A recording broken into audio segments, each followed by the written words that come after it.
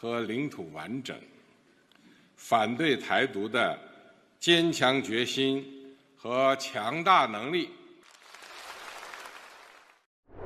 Xi Jinping has made it very clear. In his eyes, Taiwan belongs to China, and sooner or later China will make a move to claim the island as theirs. Such a conflict will send shockwaves across the globe, and the EU will need to choose a side. But will they be able to? This video will address the EU's great dependency on China, how the EU will likely respond to a China-Taiwan conflict, and how the EU can counteract their dependency. Europe is today 98% dependent on one country, China. Top politicians all over Europe are all saying the same. The EU's dependency on China is reaching dangerous levels. But is this really the case? Let's start with trade. Goods imported from China to the EU have steadily increased over the last decade, from 256 billion euros in 2011 to 472 billion euros in 2021. In terms of goods exported to China, there has also been an increase, though not as much, from 126 billion euros in 2011 to 223 billion euros in 2021. While there is a discrepancy between the total figures reported by the EU and China, it is clear that the EU imports far more than it exports to China, and that this is increasing over time. In 2021 alone, this trade deficit was minus 248 billion euros, showing a clear EU dependency on China-imported goods. China is also the largest partner for EU imports, and the third largest partner in terms of EU exports. Of this trade, telecommunications equipment is responsible for over 60 billion euros, of which the vast majority is imported by the EU. On the contrary, the EU exports far more cars and vehicle parts, medical supplies, and aircraft to China. Now, if we zoom in a little and look at the individual EU member states, then the Netherlands is the largest import of Chinese goods in the EU, with a value of 110 billion euros, followed by Germany, France, and Italy. As a percentage of member states' total imports, Czechia tops the ladder, importing almost 40% of its goods from China, followed by Poland, the Netherlands, and Hungary. From a corporate perspective, samples have shown that 11.2% of EU companies' revenue in 2019 derived from China on average. So I think you get the idea. When it comes to trade, the EU is very dependent on China. But it isn't just trade. China has also bought plenty of European infrastructure and companies, which leads us to the next dependency: foreign investment. In the aftermath of the global financial crisis, Chinese investment into the EU and the UK rose to 12 billion euros in 2012, all the way to 47.4 billion euros in 2016. It has since decreased back down to 10.6 billion euros in 2021. While some have argued that these investments form part of an offensive Chinese strategy to take over Europe, Chinese investment actually remains modest as a percentage of overall FDI in Europe. If we look at the top 10 direct investment flows into the EU in 2020, China ranks 8th, far behind the US and even the UK. Nonetheless, the implementation of austerity measures by governments across Europe in the wake of the global financial crisis led to the sale of critical infrastructure projects, such as renewable energy projects, electrical companies, ports, and airports. We put ourselves in a situation where Chinese investments have taken over strategic infrastructure and network assets. I think it was a strategic mistake. Between 2000 and 2015, Chinese FDI contributed over 5 billion to transportation in Greece and around 8.5 billion euros in Italy. More specifically, by 2016, state-owned China Ocean Shipping Company, also called COSCO, acquired a 100% share of Piraeus Port in Greece. COSCO also owns an 85% and 51% share in Zeebrugge and Valencia ports respectively, and minority shares in Vado Ligure, Bilbao, Rotterdam, and Antwerp. Another shipping company, China Merchants Port Holdings, owns minority shares in Dunkirk, Le Havre and Marseille-Fos, and Marsachslok. And most recently, COSCO have agreed a deal to acquire a 24.9% share in a Hamburg port terminal, the third largest in Europe. Another state-owned company, Beijing Enterprises, purchased a 100% share in the Portuguese utility company in 2013, signaling that these companies are interested in broader industries than just transportation. ownership of critical infrastructure by Chinese companies is potentially concerning, as the fact remains that the Chinese government either owns or can greatly influence the control of large Chinese corporations. China could therefore shut it all down in the event of a geopolitical crisis, where the EU implements sanctions against China.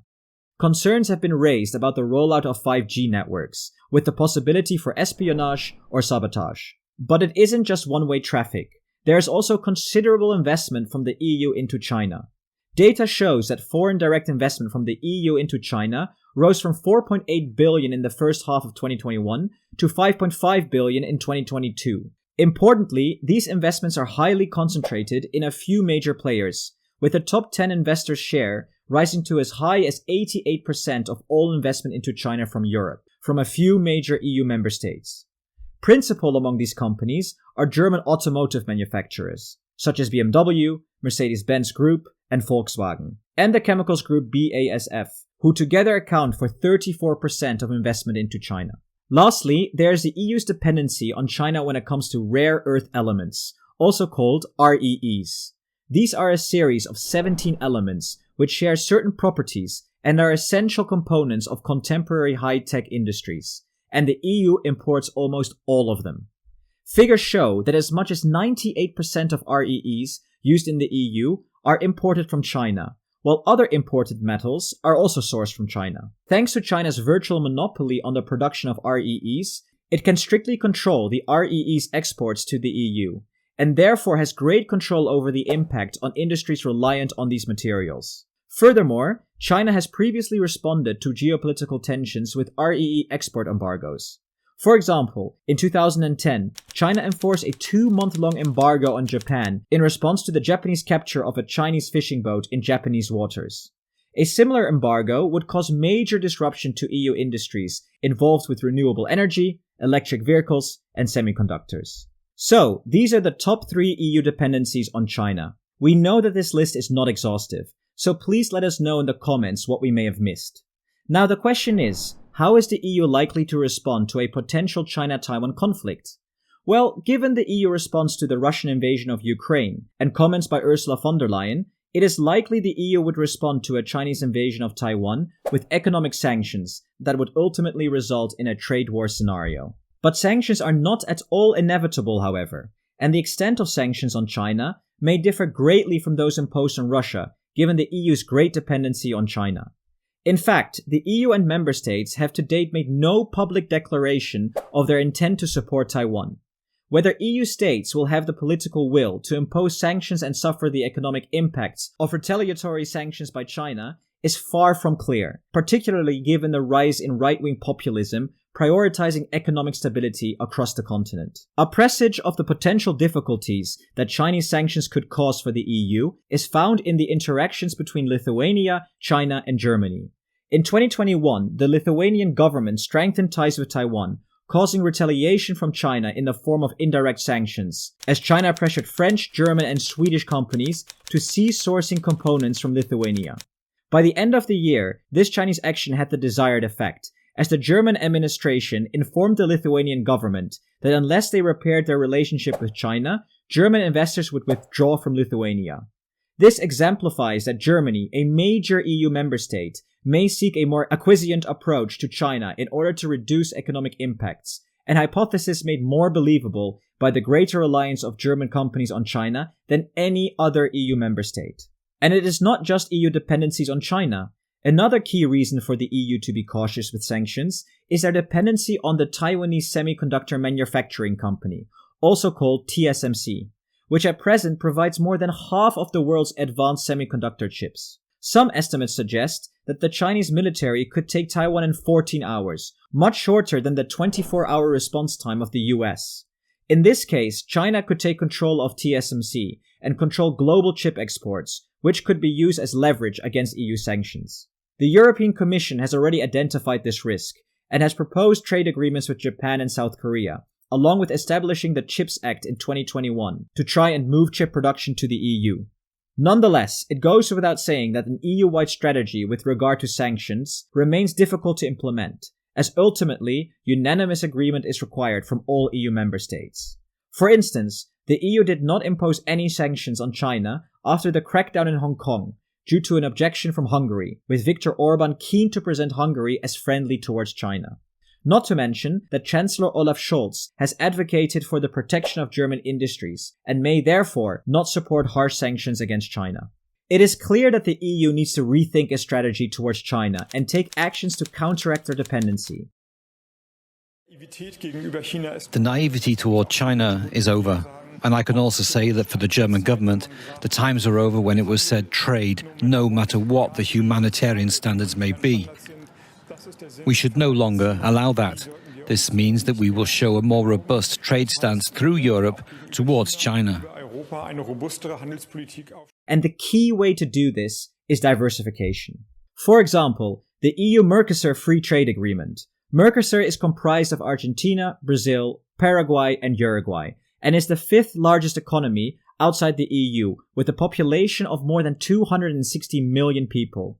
The agreement was announced in 2019, with the goal of reducing tariffs on key European products and removing general trade barriers. But as of today, the agreement has not been ratified.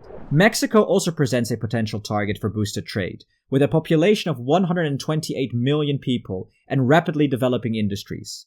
The previous trade agreement between the EU and Mexico is now more than 20 years old, and given that many European companies are expanding manufacturing into Mexico, a new, more elaborate agreement should be considered.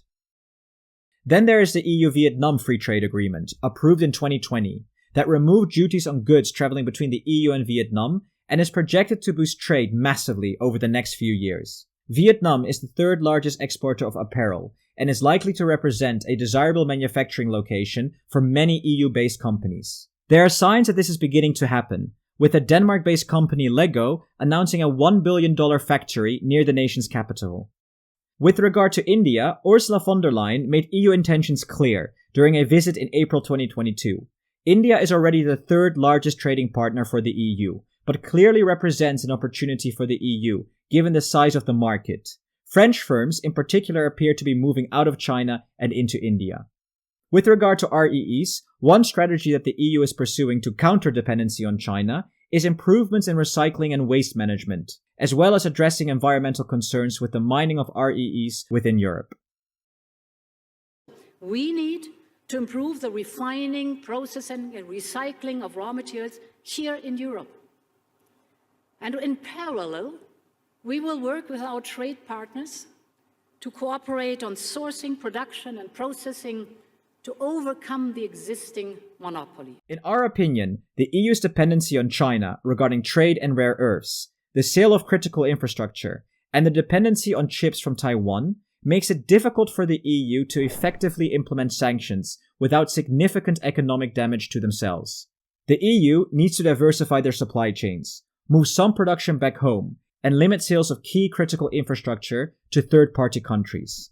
Only then will it be able to formulate an EU-wide strategy against potential Chinese aggression against Taiwan. But what do you think?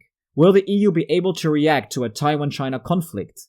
Let us know in the comments, and if you enjoy this type of content about the EU, like the video and subscribe. Until next time.